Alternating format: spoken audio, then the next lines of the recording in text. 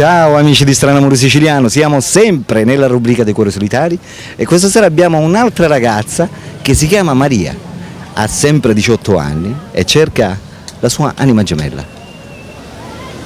Signori, Maria. Ciao Maria. Ciao. Quanti anni hai? 18. Ascolta Maria, di dove sei? Palermo.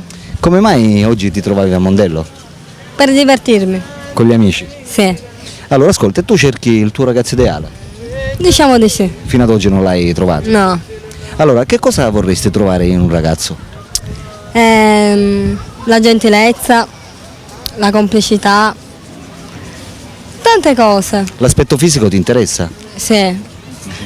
Vai guardando di più l'aspetto fisico oppure il carattere? No, tutte e due cose. Deve essere non tanto magro, giusto, neanche tanto robusto. Tanto muscoloso. I tipi muscolosi ti piacciono? No, Completamente. Cioè devono avere poco muscoli. muscoli. L'importante insomma che sia un aspetto, ti interessa di più diciamo la gentilezza, giusto? Ecco, sì, la gentilezza mi interessa. Esatto, hai dei bei gusti, complimenti. Grazie. Ascolta, come passi il tempo in una giornata? Quali sono i tuoi hobby? Motore, Cioè tu porti il motore? sì. Mi Che piace motore c'hai? molto portare il motore, scarabeo. Uno scarabeo. E fai tutta la giornata a portare il motore? Sì, tutta la giornata a portare il Hai motore. degli amici, eccetera, Sì, eccetera. sì.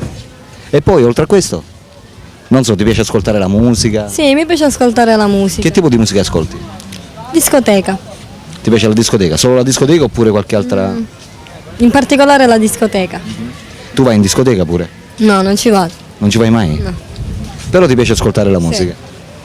Ok, va bene amici, abbiamo conosciuto Maria, 18 anni, una dolce ragazza che cerca la sua anima gemella. Ragazzi, per chi fosse interessato a Maria fatevi sentire tramite noi, Strano Amore Siciliano, chiamando i nostri numeri in sovraimpressione. Maria è qui che aspetta. Ok ragazzi, ciao da Alberto e ciao da... Maria. Ciao, a dopo.